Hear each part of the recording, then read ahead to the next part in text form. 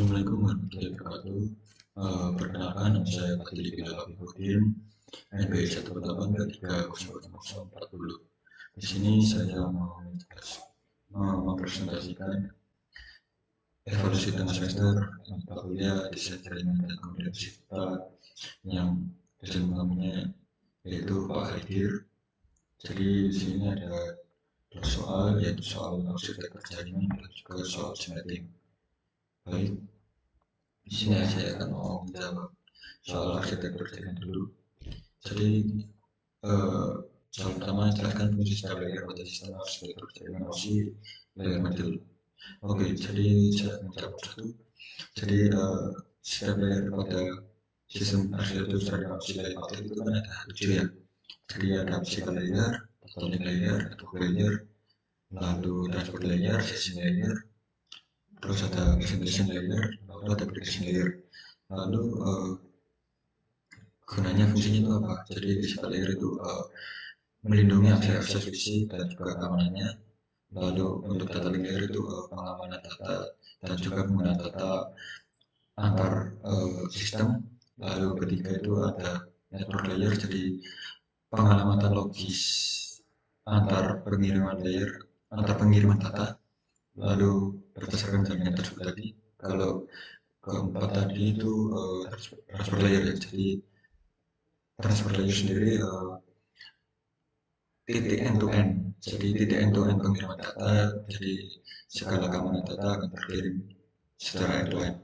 Lalu untuk session layer sendiri itu titik di mana end session, titik mana sesi komunikasi data dan juga pengiriman data. Lalu dari session layer setelah itu ada presentation layer. Jadi presentation layer sendiri itu menerjemahkan antar layer sendiri. Jadi mempresentasikan dari layer sebelumnya ke application layer. Jadi application layer sendiri itu yang terakhir fungsinya itu UI, user interface untuk pengguna. Jadi aplikasi untuk penggunaan sendiri, untuk penggunaan sistem sendiri itu. Jadi itu penjelasan saya dari arsitektur jaringan layer model. Lalu kalau perbedaan antara OSI dan TCP/IP. Jadi OSI sendiri itu kan sangat konseptual ya. Jadi ada 7. Kalau TCP/IP ada 4. Tapi TCP sendiri itu dari OSI juga. Jadi TCP/IP itu lebih ringkas dan lebih fleksibel. Kalau OSI itu lebih jelas dan detail banget gitu. Jadi itu penjelasan saya nomor 2. Jadi kalau sekarang saya mau menjelaskan ketiga. Jika diharuskan memilih antara OSI dan TCP/IP, mana yang kalian pilih? Jelaskan alasannya. Oke, jadi berdasarkan pembelajaran saya dan saya memilih TCP/IP karena TCP/IP sendiri itu lebih fleksibel dan lebih ringkas juga. Karena TCP/IP sendiri itu kan dari OSI sendiri ya, diambil 4 saja. Nah kalau OSI itu terlalu konseptual dan lebih detail banget itu datanya. Jadi bukan data ya, penggunaannya itu sangat banyak dan perlu penggunaan yang tepat untuk menggunakan OSI yang baik. Kalau TCP/IP kan 4 tapi itu benar semua seperti itu. Jadi baik, itu adalah jawaban untuk soal arsitektur jaringan saya. Sekarang saya mau menjelaskan soal subnetting. Baik, di sini sebelum kita menjawab soal subnetting, kita harus melihat terlebih dahulu. Jadi X adalah angka pada digit ke-9 pada NPM, lalu juga Y adalah digit ke-10. Jadi di sini Anda diberi alamat jaringan 192.168.y/x.0 ya. Jadi di sini saya ada tekanan super professional network, lalu host serta angka IP hostnya ya. Baik, jadi Y saya kan 0 ya. Ya, Y saya 0. Jadi 192.168. Karena 0 di depan jadi 0, jadi tinggal 4 saja. Jadi 192.168.4.0 subnet tempat. Baik, saya mau menghitung networknya ya. Jadi network sendiri itu kan sebentar saya mau tes. Jadi alamat IP kan ada 32 ya totalnya itu. Nah, 32 tapi yang dibutuhkan cuma 24. Jadi kita harus ada satu dan satu itu untuk net, 0 untuk network, satu untuk host. Jadi 2 pangkat 32 dikurangi 24 itu menjadi 2 pangkat 8 ya kan. Nah, 248 sendiri itu 256. Jadi 256. Nah, 256 sendiri itu dikurangi karena untuk penggunaan network. Nah, network sendiri itu network itu bersatu, tapi penggunaan network itu belakangnya pastinya 0. Nah, jadi jumlah network yang digunakan itu satu. Jumlah network itu satu, kalau jumlah hostnya sendiri itu 254 host yang tersedia. Nah, kenapa 254? Karena kalau 255, nah seperti ini. 254 itu kan sebenarnya kan 256 248 itu ya. Nah, 254 itu karena dikurangi 2, karena untuk host, karena untuk network dan juga broadcast. Nah, jadi 0 untuk network, lalu 1 untuk broadcast. Jadi tinggal 254.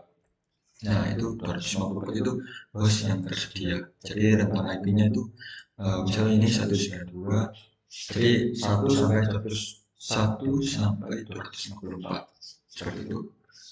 Jadi itu saya nomor 1, lalu saya akan menjawab nomor 2. Baik, Anda di alamat 172.16.0.0.16 ya.